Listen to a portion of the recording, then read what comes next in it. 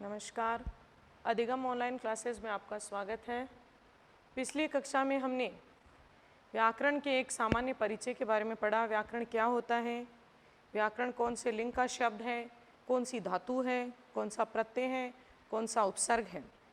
व्याकरण सदैव नपुंसक लिंग शब्द होता है, क्री धातु है, ल्युट प्रत्यय है, वी और आंग इसमें उपसर्ग होते हैं। व्याकरण के हमने दो प्रकार देखे, एक वैदिक व्याकरण और एक लौकिक व्याकरण। वैदिक व्याकरण वो होती है जो वेदों में शुद्ध और अशुद्ध का ज्ञान करवाए, जो पाणिनीय शिक्षा नामक रचना पर आधारित थी। लौकिक व्याकरण वो होते हैं जो वर्तमान में प्रायोगिक है। देखिए, जो संस्कृत का जो विषय है रीट के लिए, जो 30 नंबर का पाठ है, उसमें आपको सबसे पहले तो ये बात अवश्य जान लेनी चाहिए कि संस्कृत विषय जो भी होता है वो तत्सम होता है, यानी हम इसमें कुछ नहीं। ये 500 ईसा पूर्व लगभग पाणिनि जी ने जो अष्टाध्यायी की रचना की थी, तब इन्होंने जिस अवस्था में व्याकरण को प्रस्तुत किया था, लिखा था, उसी अवस्था में हम आज भी उसी अवस्था में पढ़ रहे हैं। भारत के किसी भी कोने में या कहीं पर भी हम संस्कृत को पढ़ते हैं, संस्कृत में समान होता है, क्योंकि इसमें तद्भव शब्दों का प्रयोग नहीं किया जाता है।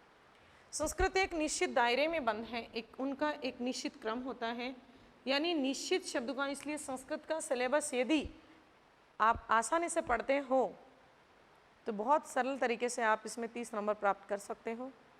क्रमता से, मैंने कल भी बताया आपकी पहली क्लास में कि क्रमता से पढ़ें, और आज भी हम इस बात को अवश्य जानें कि संस्कृत को क्रम से पढ़ेंगे तो हम बहुत आसान तरीके तक उसके अंतिम इकाई वाक्य तक पहुँचकर संस्कृत में 100 में से 100% यानी 30 में से 30 नंबर प्राप्त कर सकते हैं।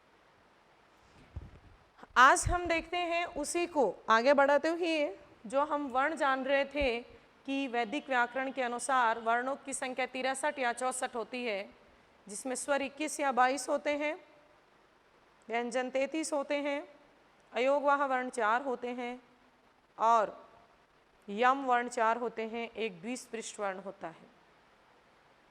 आज हम पढ़ेंगे लौकिक व्याकरण।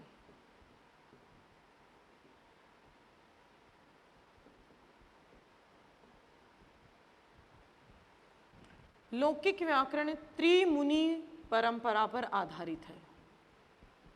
त्रिमुनि नाम से ही जाहिर दिख रहा है, 3 मुनियों की परंपरा पर आधारित है। 3 मुनि पाणिनि, कात्यायन, पतंजलि, तीनों का ये क्रम है। पाणिनि, कात्यायन, पतंजलि, तीनों की रचना पर आधारित लौकिक व्याकरण। पाणिनि की रचना का नाम अष्टाध्यायी, कात्यायन की रचना का नाम वार्तिक माला, पतंजलि की रचना का नाम महाभाष्य। यानी जो लौकिक व्याकरण है वो अष्टाध्यायी, वार्तिक माला और महाभाष्य नामक रचनाओं पर आधारित है। अष्टाध्यायी के नाम से ही हम वाकिफ हैं, 8 अध्यायों वाली। पाणिनि, कात्यायन और पतंजलि का जो व्यक्तित्व है वो केवल साक्ष्यों के आधार पर, इनकी रचनाओं में उल्लेखित कुछ अंशों के आधार पर तथा इतिहास की कुछ ऐसी घटनाओं के आधार पर हम अनुमान लगा रहे हैं। किंवदंतियों के आधार पर हम ये कहते हैं कि ये इनका व्यक्तिगत परिचय है, क्योंकि इन तीनों की कहीं पर भी आत्मश्लाघा, कहीं पर भी आत्म प्रशंसा या आत्म परिचय प्रस्तुत नहीं किया गया। पाणिनि की रचना अष्टाध्यायी के आधार पर हम ये अनुमान लगाते हैं कि पाणिनि मूलतः दक्षिण भारत के रहने वाले थे। इनका मूल नाम ओदनीय पाणिनि था। इनकी माता का नाम दाक्षी, गुरु का नाम था वर्षाचार्य, जिनको उपवर्ष के नाम से जाना जाता था। इनका समय लगभग 500 ईसा पूर्व लगभग माना गया है, लगभग 500 ईसा पूर्व, क्योंकि एग्जैक्ट क्राइटेरिया इनकी डेट सिर्फ अनुमान के आधार पर मानी गई है। इनकी उपाधि है शब्द संक्षेपक, शब्द संक्षेपक या सूत्रकार, सूत्रों का निर्माण करने वाला या संपूर्ण विषयात्मक इकाई को सूत्र में संक्षेप रूप में बांधने वाला। पाणिनि की उपाधि क्या है? सूत्रकार या शब्द संक्षेपक। पाणिनि की रचना का नाम है अष्टाध्यायी। इनका कृतित्व बहुत मायने रखता है। तो देखिए, व्यक्तित्व यानी व्यक्तिगत परिचय चाहे उपलब्ध हो या ना हो, हमें इनके कृतित्व से वाकिफ होना है। ये जो रचना है अष्टाध्यायी,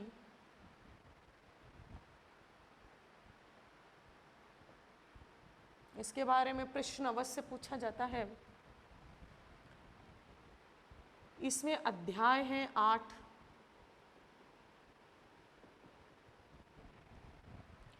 अष्टाध्यायी रचना में कितने अध्याय हैं? 8। 7.25 अध्याय वर्तमान में प्रायोगिक हैं। इस कारण इस अष्टाध्यायी रचना का नाम सपाद सप्तपदी के नाम से भी हुआ है। इसका नामकरण सपाद सप्तपदी यानी अष्टाध्यायी को दूसरे नाम से सपाद सप्तपदी के नाम से भी जाना जाता है। टोटल अध्याय कितने हैं? 8। प्रायोगिक कितने हैं? 7.25। देखिए, प्रायोगिक का मतलब क्या है? प्रायोगिक का मतलब यह है कि अष्टाध्यायी में लगभग 4000 सूत्र थे, लगभग 3995, 97, 99, इनमें मतभेद चलता है। तो एक लगभग इकाई के रूप में बोले तो लगभग 4000 सूत्र थे। उनमें से संपूर्ण सूत्र प्रारंभिक या प्रायोगिक नहीं माने जाते हैं। कुछ सूत्र ऐसे भी हैं जो उपलब्ध नहीं हो रहे, कुछ सूत्र ऐसे भी हैं जिनका वापस उसी अवस्था में प्रयोग होने की वजह से एक ही सूत्र को प्रयोग में ले लिया जाता है। तो प्रायोगिक सूत्रों के आधार पर जो टोटल अध्याय 8 हैं, उनमें से 7.25 अध्याय प्रयोग में लिए जाते हैं। देखिए, सपाद, सवा को संस्कृत में क्या बोलते हैं? सपाद। सप्त का मतलब होता है 7, 7.25 पदों वाली। अब प्रश्न बनता है, अष्टाध्यायी का अपर नाम, दूसरा नाम क्या है? तो हम क्या बताएंगे? सपाद सप्तपदी। अष्टाध्यायी में कितने अध्याय हैं? 8। प्रत्येक अध्याय में 4 चरण हैं। प्रत्येक अध्याय में कितने चरण हैं? प्रत्येक अध्याय में 4 चरण। तो टोटल चरण कितने हो गए? 8 गुणा 4 32। अष्टाध्यायी में 8 अध्याय हैं, प्रत्येक अध्याय में 4 चरण हैं, तो टोटल कितने हो गए? 32। प्रायोगिक अध्याय कितने हैं? 7.25। तो प्रायोगिक चरण कितने हो गए? 7 गुणा 4 28 और 1 29। प्रायोगिक चरण कितने मानते हैं अपन? 29। अष्टाध्यायी का प्रथम सूत्र, प्रथम सूत्र वृद्धिरादैच।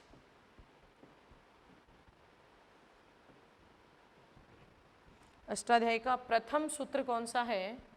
वृद्धिरादैच। और अंतिम सूत्र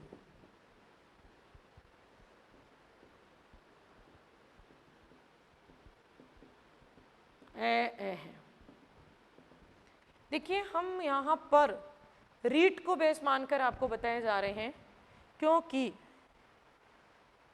जहाँ पाठ्यक्रम में व्याकरण होती है वो अलग अलग स्तर के आधार पर अलग अलग रूप में अपन पढ़ते हैं। जैसे रीट के लिए हम पढ़ रहे हैं तो केवल व्यवहारिक ज्ञान और बहुत ही सूक्ष्म तरीके से और बहुत ही आधारभूत स्तर पर ले जाकर पढ़ाया जा रहा है। और यही व्याकरण जब हम सेकंड ग्रेड और फर्स्ट ग्रेड के लिए पढ़ते हैं तो वहाँ पर विषयात्मक इकाइयों को प्रस्तुत करके उस चीज़ों को हम छात्रों के समक्ष प्रस्तुत करते हैं। यहाँ पर रीट के लिए हम पढ़ रहे हैं तो जो एक पॉइंटेबल बात होती है, यानी आपको संपूर्ण अष्टाध्यायी नहीं पढ़नी, आपको अष्टाध्यायी की क्या बात होती है जो आपके एक प्रश्न का निर्माण करती है, आपको क्या क्या पॉइंट हैं जो अष्टाध्यायी के आपको याद रखने हैं, वो हम आपको यहाँ पर बता रहे हैं। तो देखिए, पाणिनि की रचना का नाम क्या है? अष्टाध्यायी। महत्वपूर्ण रचना, पाणिनि की टोटल 7 रचनाएं थी, जिनमें व्याकरण के लिए जो महत्वपूर्ण रचना थी वो कौन सी थी? अष्टाध्यायी। तो आपको बाकी रचनाओं का नहीं होकर आपको पूछा जाएगा व्याकरण की रचना का नाम क्या है? अष्टाध्यायी। या पाणिनि की रचना का नाम क्या है? अष्टाध्यायी। अष्टाध्यायी के रचनाकार कौन है? पाणिनि। अष्टाध्यायी का दूसरा नाम क्या है? सपाद सप्तपदी। अष्टाध्यायी में कितने अध्याय हैं? 8। अष्टाध्यायी में प्रायोगिक अध्याय कितने हैं? 7.25। अष्टाध्यायी के प्रत्येक अध्याय में कितने चरण हैं? 4। और कुल चरणों की संख्या कितनी है? 32। और अष्टाध्यायी का दूसरा नाम क्या है? सपाद सप्तपदी। प्रथम सूत्र वृद्धिरादैच और अंतिम सूत्र है अह। इस अष्टाध्यायी में केवल और केवल सूत्रों का निर्माण किया गया है, अतः इसे सूत्र पिटाका भी कहा जाता है। सूत्रों का पिटारा, सूत्र मंजूषा, सूत्रों का बक्शा कहा गया है। अष्टाध्यायी में पाणिनि ने संपूर्ण व्याकरण को समावेशित करने का प्रयास किया है, यानी ये कहा गया है कि संपूर्ण व्याकरण को अष्टाध्यायी के अनुसार पढ़ सकते हैं, परंतु हम ये निश्चित जानते हैं, अच्छी तरह जानते हैं कि परिपूर्ण अपने आप में कोई नहीं होता है, क्योंकि उसके लिए कोई ना कोई चीज़ अवश्य निकल जाती है, उसमें सुधार करने की, उसमें जोड़ने की या उसको बढ़ाने की कोई ना कोई चीज़ उसमें। तो उसी तरह क्रम में आगे बढ़ते हुए पाणिनि के लगभग 100 साल बाद, लगभग 100 साल बाद कात्यायन, जिनका मूल नाम है वररुचि, कात्यायन तो इनकी गोत्र के आधार पर उपाधि है, कात्यायन का मूल नाम क्या है? वररुचि। वररुचि नामक विद्वान ने पाणिनि की अष्टाध्यायी के सूत्रों में आवश्यक परिवर्तन, परिवर्धन और संशोधन करने के लिए कुछ नियम बनाए, और उन नियमों को व्याकरण में वार्तिक के नाम से जाना जाता है।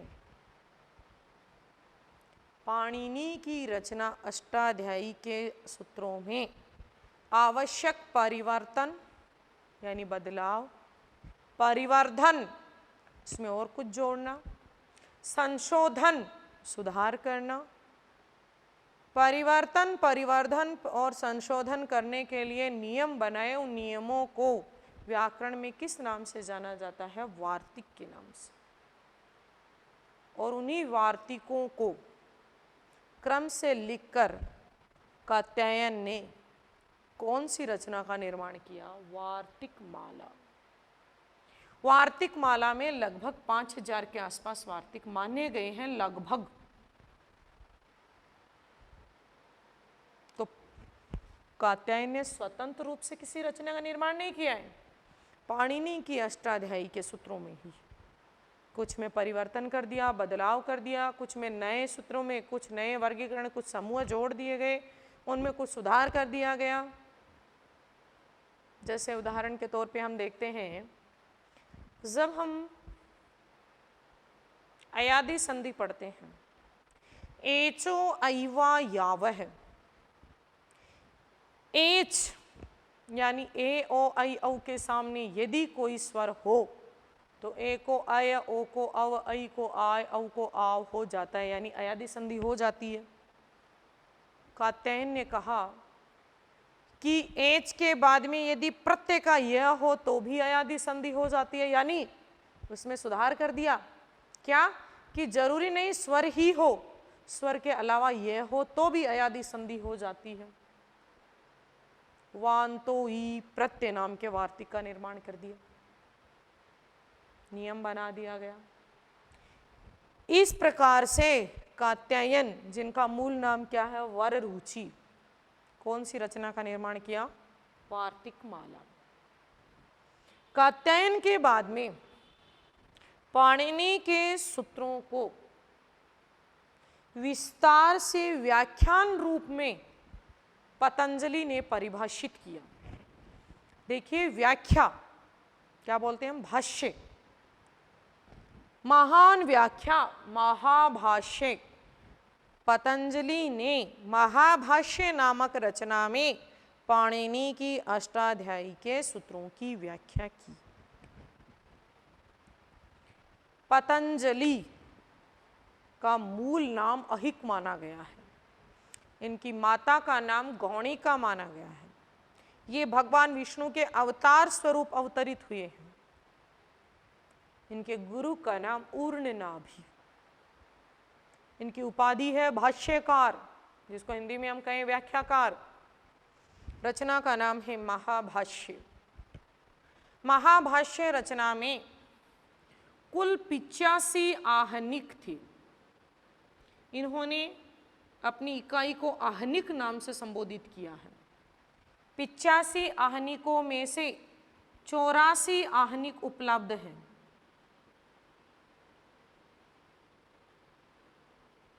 84 आहनिक उपलब्ध हैं। एक आहनिक अजाभक्षिकाम माना गया है। एक आहनिक क्या माना गया है? अजाभक्षिकाम, अनुपलब्ध माना गया है, बकरी के द्वारा खाया हुआ।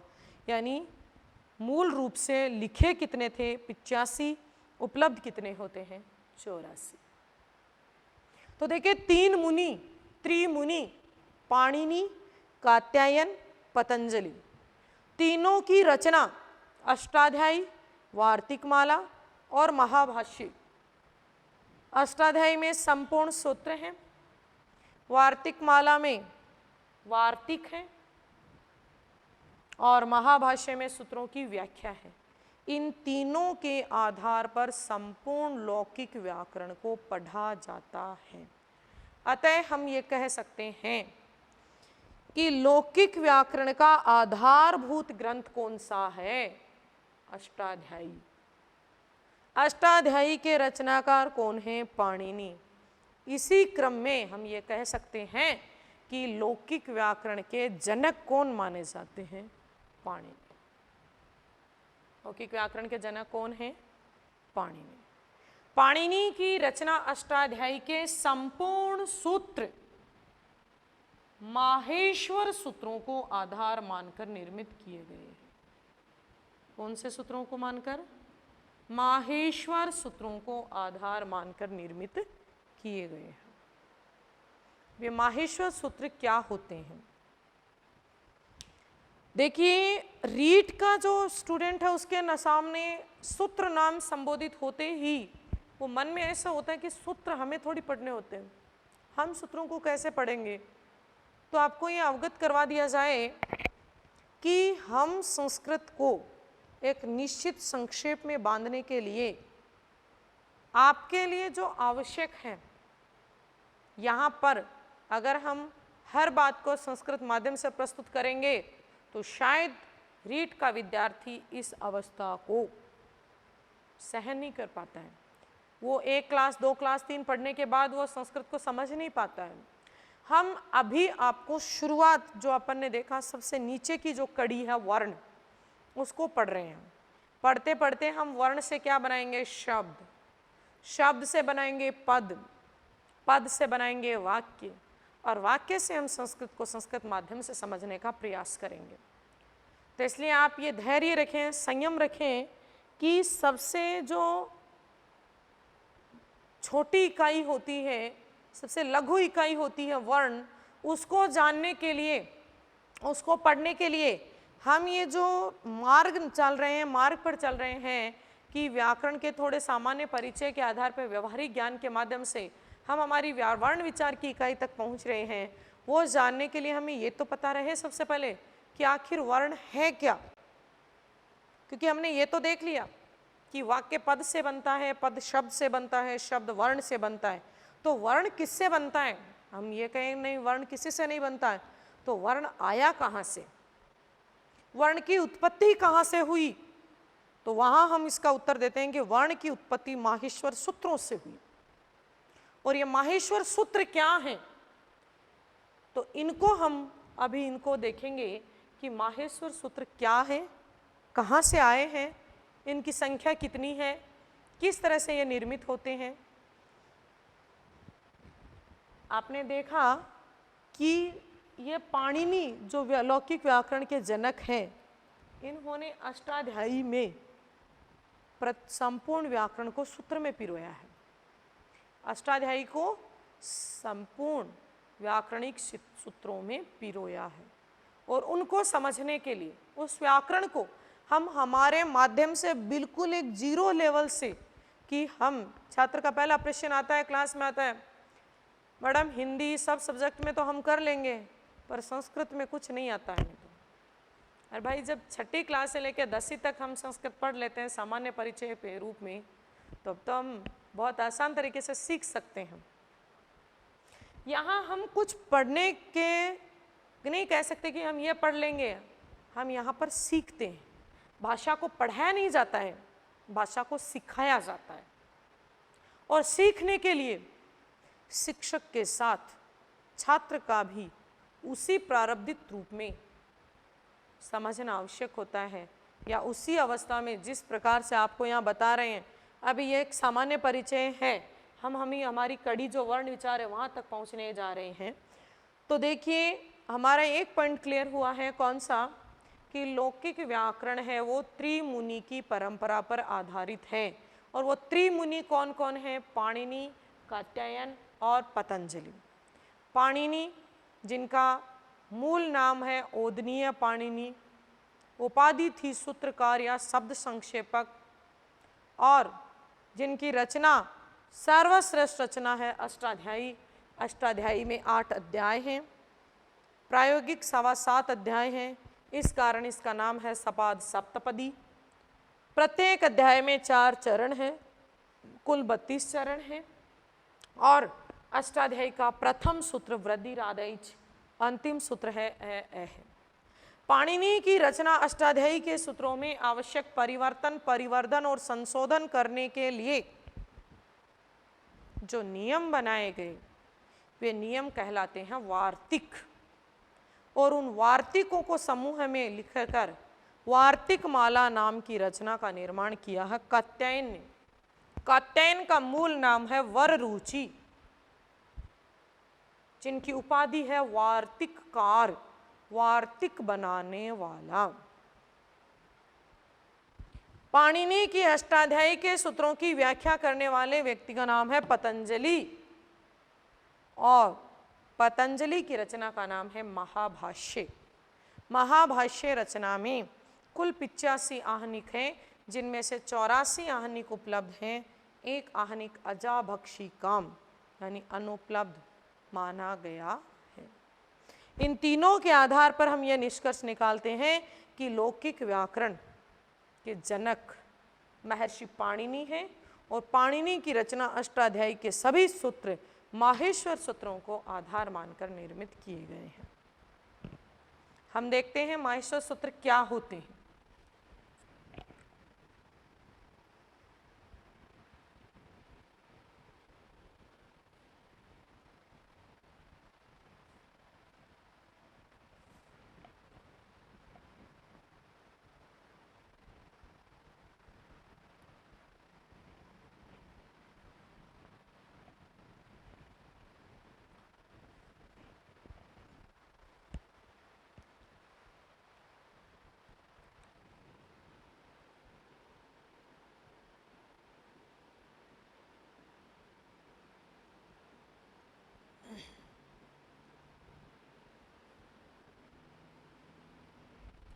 इनको शिव सूत्र भी कह सकते हैं हम।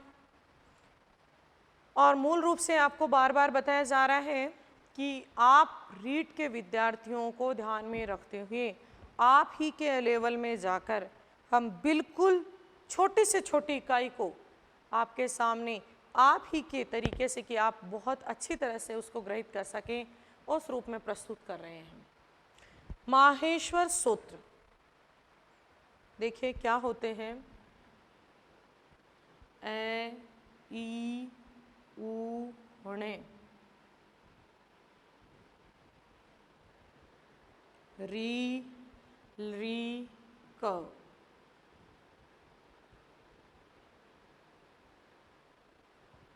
ए ओ ङ, आई आउ चे, ह य व र ट, ल ण, य म ङ ण न म,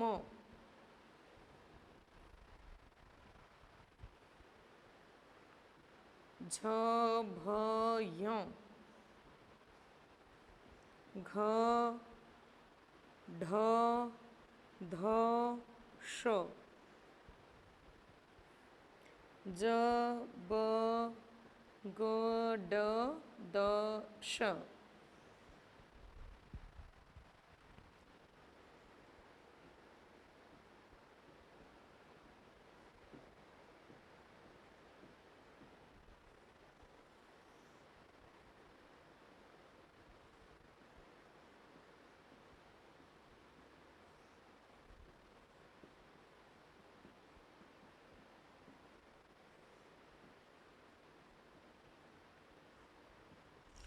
देखिए 1 2 3 4 5 6 7 8 9 10 11 12 13 14 इन 14 माहेश्वर सूत्रों की उत्पत्ति भगवान शिव के डमरू से हुई है। डमरू को हम संस्कृत में क्या बोलते हैं? ढक्काम। तो शिव सूत्रों की, माहेश्वर सूत्रों की उत्पत्ति किससे हुई है? डमरू से। इनकी संख्या कितनी है? 14। इनको देखकर हम ये कहें नहीं ये हमसे कैसे याद होंगे, ये क्या है? तो सबसे पहले आपको ये अवगत करवा दूं कि जो ककहरा, जो वर्णमाला आप जानते हो जिसमें स्वर और व्यंजन वर्ण होते हैं, वही वर्ण इनमें है। एक भी वर्ण उनसे अलग नहीं है, उन सबको आप जानते हो। फर्क क्या है उसमें और इसमें? इसमें और जो आप जानते हो उसमें फर्क यह है कि इसमें क्रम बदल गया। इसमें क्या बदल गया? क्रम बदल गया। देखिए ए ई उ ण, री ली क, ए ओ ङ, आई औ चे, ह ये व र ट, ल ण, य म ङ ण न म, झ भ य, घ ढ ध श, ज ब ग ड द श, ख फ छ ठ थ च ट त व, क प य, श ष स र, ह ल। आप देखिए इनमें सबसे पहली बात, प्रत्येक माहेश्वर सूत्र के अंतिम वर्ण के हलंत लगा हुआ है। ध्यान से देखिए, सभी सूत्रों के अंत में क्या लगा हुआ है? हलंत। तो वही बात कि रीट के विद्यार्थी की भाषा में हम बात करें तो ये जो हलंत वाले वर्ण हैं, इन वर्णों का लोप हो जाता है। क्या हो जाता है? लोप हो जाता है। संस्कृत में कहते हैं हलंत्यम, अंतिम जो हलंत युक्त वर्ण है उसकी इत संज्ञा हो जाती है। तस्य लोप है, जिस वर्ण की इत संज्ञा होती है उसका लोप हो जाता है। तो हलंत्यम सूत्र से इसकी इत संज्ञा हो जाती है और तस्य लोप से इसका क्या हो जाता है? लोप। यानी हम कहें अपनी मर्जी के अनुसार नहीं होता, वही बात आकर टिकती है जो पाणिनि की रचना अष्टाध्यायी है उसमें सूत्र है हलंत्यम, उसी का सूत्र है तस्य लोप, और वो सूत्र ये कहता है अंतिम इत्संज्ञक अंतिम हलंतयुक्त जो वर्ण होता है वो इत्संज्ञक होता है, और जो इत्संज्ञक वर्ण होता है उसका निश्चित रूप से तस्य लोप से क्या हो जाता है? लोप।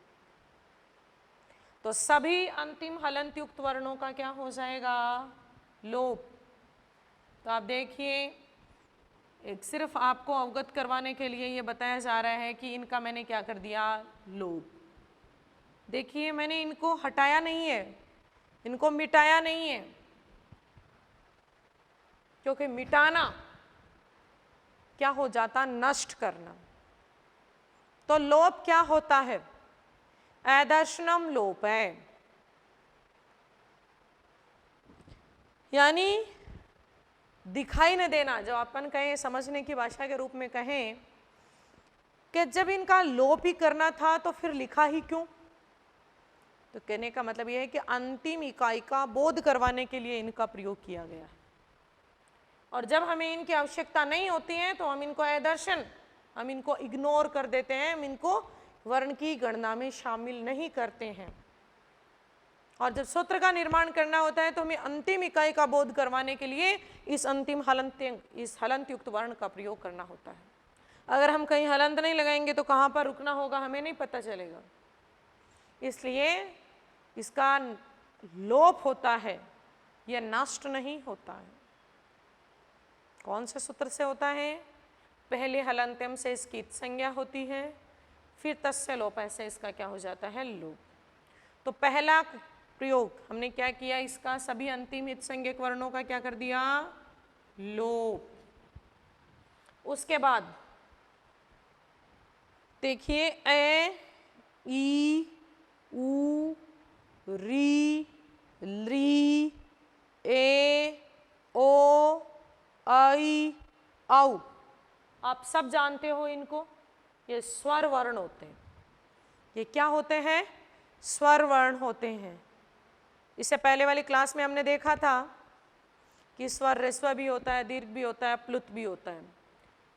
किसमें? वैदिक व्याकरण में। लौकिक व्याकरण में प्लुत स्वर का प्रयोग नहीं किया जाता है, सिर्फ उच्चारण अवस्था में प्रयोग किया जाता है।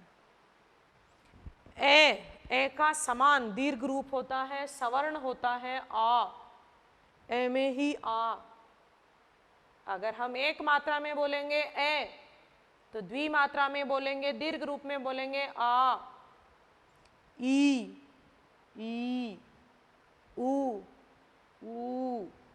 री, री।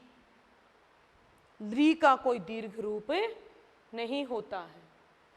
तो 1, 2, 3, 4 प्रथम 4 सूत्रों में सभी स्वर वर्णों का उल्लेख किया गया है।